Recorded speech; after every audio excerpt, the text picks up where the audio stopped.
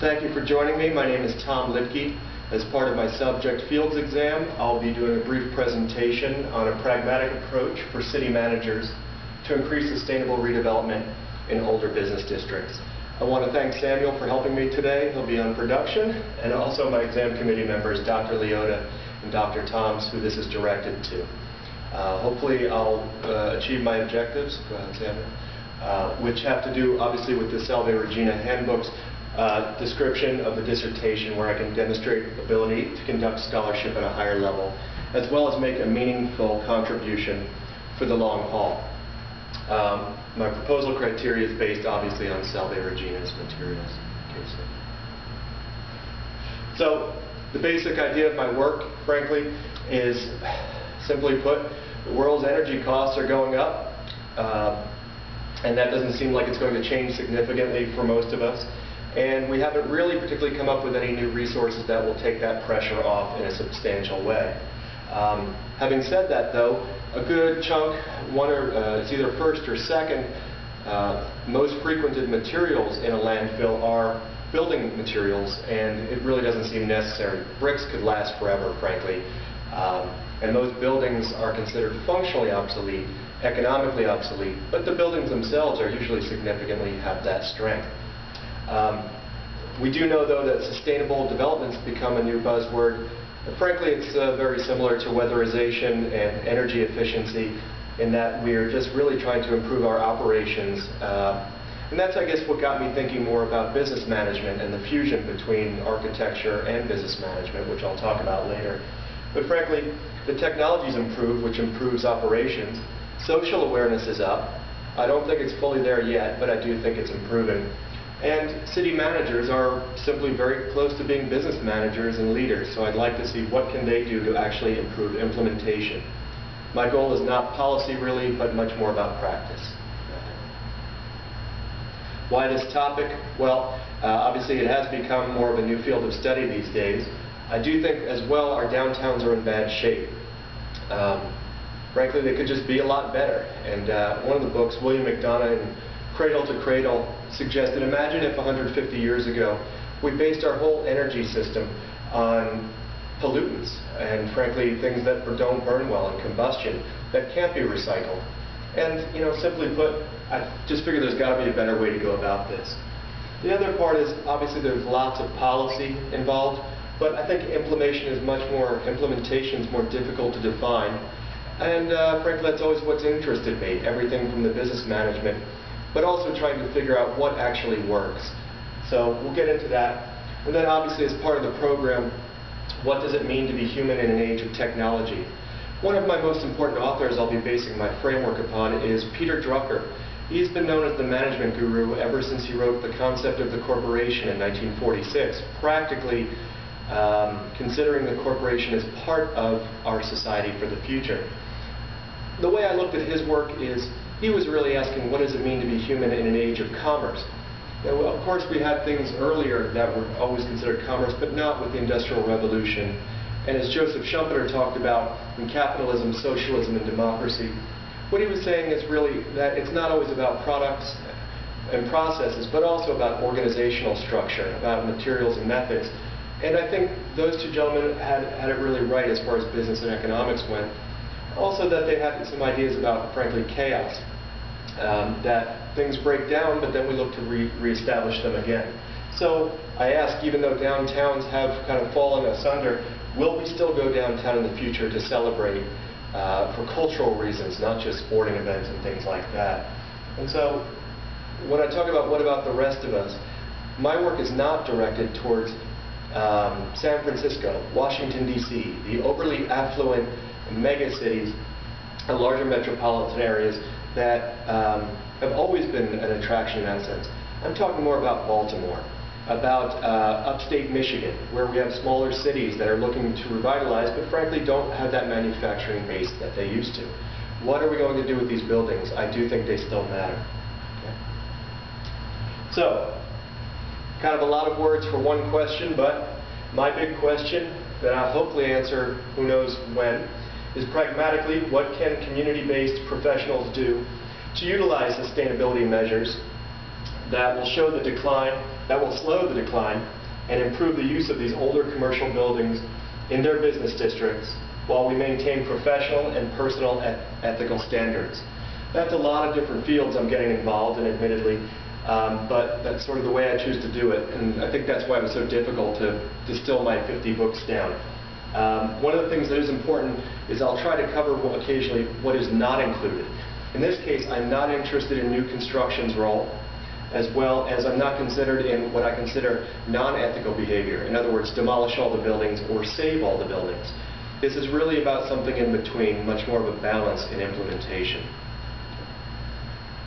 So, for better or worse, my previous work, and that's gone from everything from 20 in-depth interviews with developers to work in different states and cities, and my work in historic preservation as well as in business administration. I really don't think at this time an environmental redevelopment, sustainable redevelopment will become a strong player outside of a meteor hitting the planet, frankly, or something of the effect of a movie like The Day After Tomorrow. But I don't see that happening. In the meantime, I would like to get closer to what Thomas Kuhn called puzzle solving. That means we can help. How can we improve the efficiencies of the systems we have in place now?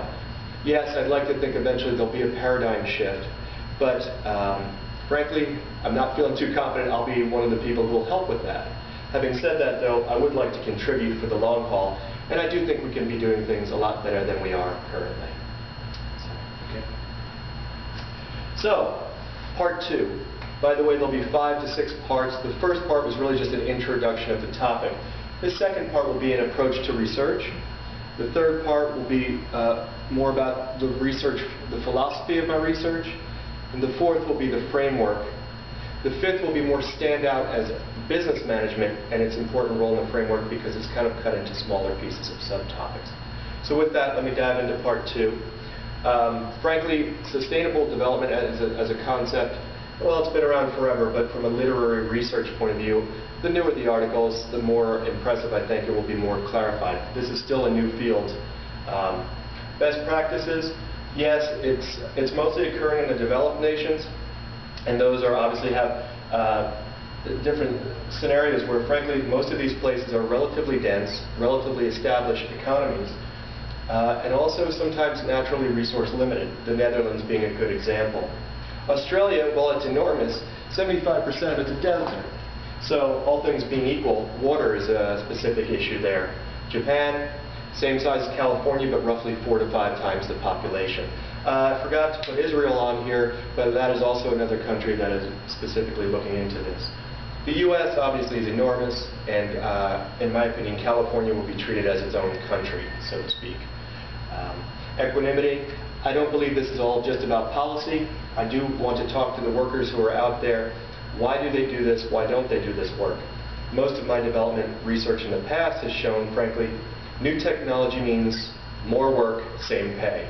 That is a functional systemic issue as much as anything else. I'll also be using my work-related experience, having traveled a great deal and done consulting work, and as usual, to be honest, I'd like to make a contribution, and this is how I see doing it. So, this is the funnel. If you recall from my previous draft, May 1st, it's nearly impossible to read here, so I guess the technology on fax machines to PDF means I'm a little bit behind in the times. But nonetheless, the goal is to provide a dissertation that will assist city managers and related professionals in considering the use of sustainability tools within traditional business districts. The funnel representation obviously is what stays in as my dissertation output. I'm mostly interested in the East Coast and the Great Lakes area, developing a socially responsible practice, but that does not imply necessarily corporate social responsibility. Things that are left out, though, that are worth saying as well. This is not, as far as a strategy, cannot be short-term profitability with no view of externalities. Frankly, most of sustainable redevelopment's issue is the non-accountability based on externalities. Also, it will not be strictly theoretical, and it won't be strictly Machiavellian. So while I use the prints as a guiding material, it's really about leadership more than it is about ends justifying the means. It won't involve new construction, solely historic landmarks, solely affluent cities, or anomalous properties. It's really about what most of those buildings are out there when we think about a downtown. Everything from 2 to 5 story buildings that have some struggle in being fully used, frankly. Most of this will be communities built before 1960, okay? And we'll be avoiding most likely rural, very small town, or very large cities, okay? Mostly it's not just planning, and it's not for volunteers, it's for professionals in the field. So, after listing so many things of what I'm not going to be doing, obviously I'll be talking as well a bit about my methodology on how I will be performing research. So, the top tier books and articles, secondary supporting readings, trade publications, and my own work experience. So, there are 4 methodological steps, and I'll step aside just to take a look at them. Okay. So we'll be developing the existing conditions, building a bit of a macro narrative, engaging the perspective that I'm bringing together in all these interpretive framework, setting the framework against the narratives, hopefully finding a few case studies that will be appropriate, and I'll interpret and draw implications, obviously, and hopefully an 8-chapter dissertation. Part 3 is the research philosophy, and then we'll start with the books after this section. As I mentioned earlier, it's a core of business management and economic principles. You know, I gave a lot of thought, and I'll talk about this later, but I'm not going to go into an economic theoretical process here.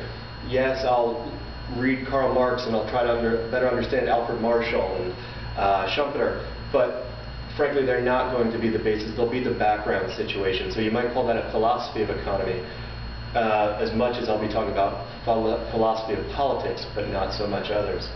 Okay? Another part that has become more prevalent as I was reading is frankly the tension between technology and tradition, which is, you could say, new versus old. But ultimately, it's a question of what do we value. And then urban studies and sustainability. I'm really not looking into rural settings, and I'm not looking for quick fixes. So, obviously, in relationship to the cohort program, this is interdisciplinary, and it really was a lot of work to try to pin it down onto which of these categories am I really coming up with for my lens, because this is a bit of a kaleidoscope, to be candid. Sustainability definitely falls under my technology, society program, and the business management, I feel, as much it is leadership as it is about operating efficiency, although I will be talking about Frederick Taylor's scientific management.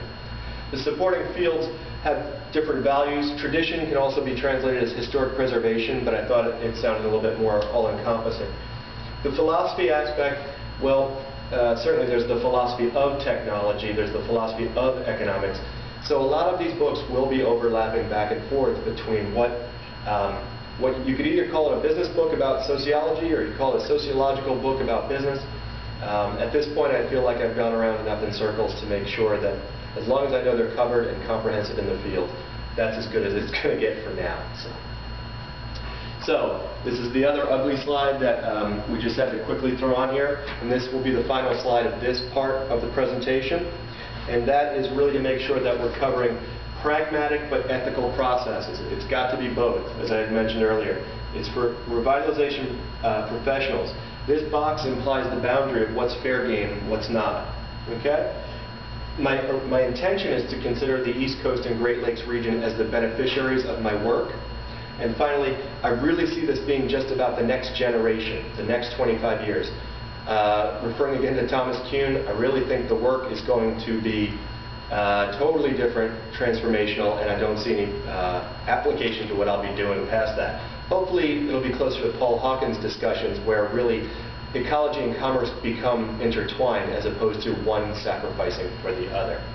So we are talking about products, intangible aspects, the strategy, action-oriented, and each of these circles represents urban studies, technology, business management, economics, political philosophy, sustainability, all with the intention of reusing older buildings. This will conclude part 1 for the time being. Part 2 will be based on the actual 50 books, and we'll be discussing how they fit into the process.